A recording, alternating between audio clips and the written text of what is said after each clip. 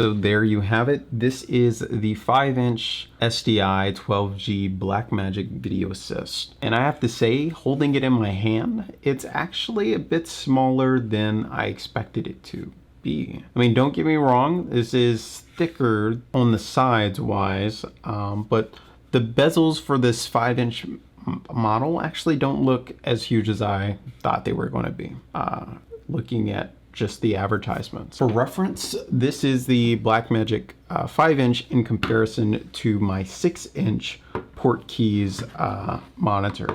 So the Portkeys is still a bit bigger, as again it is a 6-inch, so it does have more screen real estate. But, and I'll take off this battery module.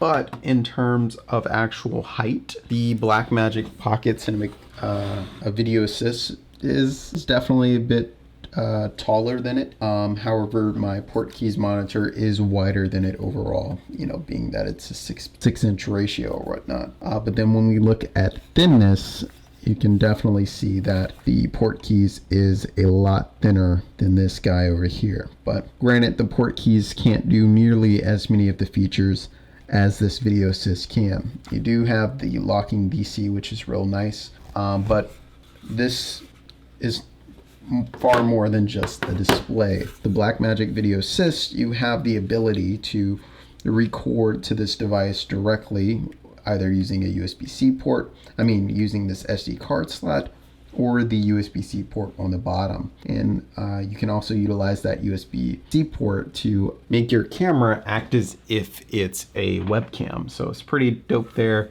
And then again, you have the SDI connections and a whole bunch of fans in there that's built and designed to keep this unit cool. So yeah, that's what it looks like in terms of size.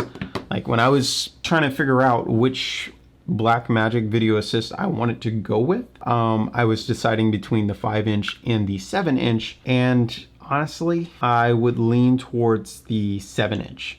And that's purely because my use case utilizing this monitor is in a solo studio content creator type of scenario, where primarily I have the camera facing me and it's mounted on top of the camera. And the deciding factor is like, do you want to be able to see what you're looking at, or do you just want the ability to record and say B-raw, this nice menu system and so forth, and you want a sleeker, smaller, portable setup? If you do want a portable setup, you know, definitely go with the 5-inch.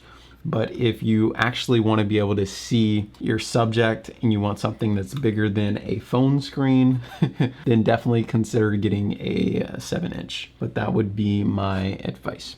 Hope you found this video helpful. If you did, go ahead and smash that like button. Consider subscribing to the channel to stay tuned for future videos. And as always, I'll see you in the next one. Peace.